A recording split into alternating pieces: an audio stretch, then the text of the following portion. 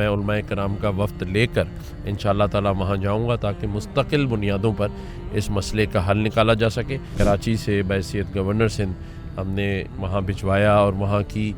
جو حکومت ہے ان کے حوالے کیا تاکہ منصفانہ تقسیم پوری کرم ایجنسی میں ہو سکے۔ ہم نے کسی ایک فرقے یا ایک اس کی طرف نہیں بھجوایا بلکہ پورے اس کرم ایجنسی کے لیے چیزیں کیں اور آئندہ بھی انشاءاللہ کرتے رہیں گے۔ ہم نے آدھا گھنٹے میں رکھی ہے جو ہم نے وہاں کے حالات، اور پھر آدھا گھنٹہ جو وہاں کے عمائدین ہیں وہ بولے ہیں۔ انہوں نے بہت تسلی سے بات سنی اور ڈائری میں وہ سب چیزیں نوٹ بھی کی ہیں، تو یہ ایک اچھا ایکسپیرینس ہے، اس سے پہلے ہمیں اس طرح کی چیزیں ملی نہیں ہے کبھی۔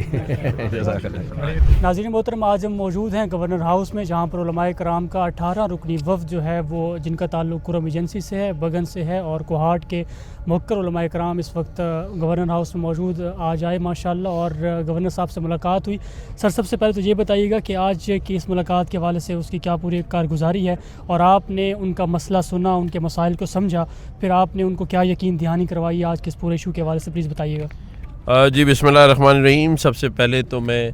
مفتی عبدالرحیم صاحب جامعۃ الرشید کے جو سربراہ ہیں، سرپرست ہیں، ان کا شکریہ ادا کرتا ہوں کہ آج انہوں نے یہ 18 رکنی وفد میرے پاس بھجوایا، جس کی قیادت جو ہے مفتی طارق مسعود صاحب اور عثمان بھائی کر رہے ہیں۔ میری ان سے ملاقات ہوئی، میں نے تفصیلی طور پر ان کی ساری باتیں سنی ہیں اور انہوں نے بالکل جائز باتیں کی جو اس وقت ان پر گزر رہی ہے، وہاں کے لوگوں پر گزر رہی ہے۔ یہ عمائدین ان سب کی نمائندگی کر رہے ہیں اور انہوں نے جن باتوں کا ذکر کیا ہے میں یہ سمجھتا ہوں کہ ان مطالبات سے، باتوں سے میں پوری طرح متفق ہوں، اور میں ان کا شکریہ ادا کرتا ہوں کہ انہوں نے یہاں آ کر مزید معلومات میں اضافہ کیا۔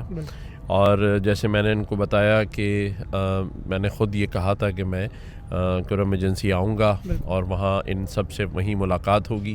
لیکن میں نے ان کی وجوہات بھی ان کو بتائیں کہ کس وجہ سے میں اور مفتی عبدالرحیم صاحب اور مولانا علامہ شہنشاہ نقوی صاحب اور باقی جو علماء کرام ہیں وہ ہم کیوں نہ آ سکے۔ میں نے ان کو یہ بھی بتایا کہ کس طرح ہم نے ادویات اور غذائی قلت کی وجہ سے جو کراچی سے بحیثیت گورنر سندھ ہم نے وہاں بھجوایا اور وہاں کی جو حکومت ہے، وہاں کے جو ہوم سیکرٹری ہیں، ان کے حوالے کیا تاکہ منصفانہ تقسیم پوری کرم ایجنسی میں ہو سکے۔ ہم نے کسی ایک فرقے یا ایک اس کی طرف نہیں بھجوایا بلکہ پورے اس کرم ایجنسی کے لیے چیزیں کیں اور آئندہ بھی انشاءاللہ کرتے رہیں گے۔ اور میں نے ان سے کہا ہے کہ جیسے ہی مجھے وہاں حکومت یہ کہے گی کہ آپ آئیں تو میں علماء کرام کا وفد لے کر انشاءاللہ تعالی وہاں جاؤں گا تاکہ مستقل بنیادوں پر اس مسئلے کا حل نکالا جا سکے اور دونوں فریقین جو ہیں وہ مسلمان ہیں اور بھائیوں کی طرح رہیں۔ اور ان کی سب سے خوبصورت بات جو مجھے آج لگی اس 18 رکنی وفد کی کہ انہوں نے مثال دی کہ جس طرح پورے پاکستان میں کراچی میں شیعہ سنی ایک دوسرے کے ساتھ رہتے ہیں، ایک دوسرے کے وکیل بھی بنتے ہیں، ایک دوسرے کے ڈاکٹرز بھی ہوتے ہیں، تو کیا وجہ ہے کہ ہمارے ہاں حالات ایسے نہیں ہیں، جس پر میں نے ان سے کہا کہ اس میں بیرونی ہاتھ ملوث ہے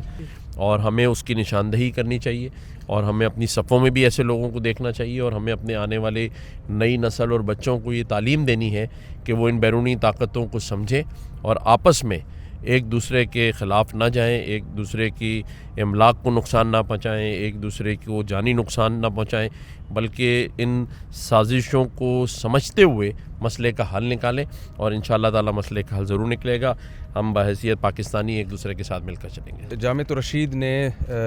جو وہاں کے عمائدین ہیں، پارا چنار اور خرم ایجنسی اور بگن،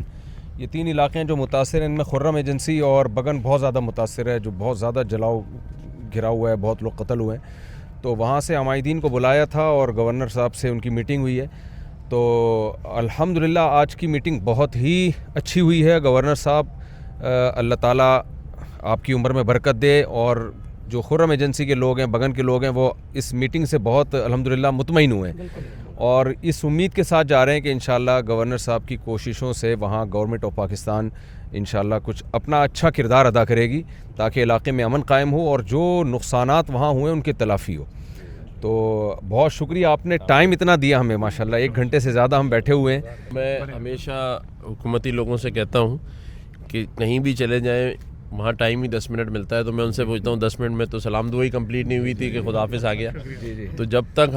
میں یہ حکمرانوں کے لیے کہہ رہا ہوں کہ جب تک آپ بیٹھ کر لوگوں کے مسائل نہیں سنیں گے اور سمجھ کر نہیں سنیں گے تو آپ اس کو حل نہیں کروا سکیں گے. دو پریزنٹیشن ایک تو ہم نے پیش کی کیونکہ ہم نے پہلے جو وہاں کے عمائدین سے پورے حالات سنے, میں نے اور مولانا عثمان یوسف صاحب جو مفتی عبدالرحیم صاحب کے اسسٹنٹ ہیں, تو ایک ہم نے آدھا گھنٹے میں رکھی ہے جو ہم نے وہاں کے حالات, اور پھر آدھا گھنٹہ جو وہاں کے عمائدین ہیں وہ بولے ہیں. انہوں نے بہت تسلی سے بات سنی اور ڈائری میں وہ سب چیزیں نوٹ بھی کی ہیں. تو یہ ایک اچھا ایک ایکسپیرینس ہے, اس سے پہلے ہمیں اس طرح کی چیزیں ملی نہیں ہے کبھی. جزاک اللہ.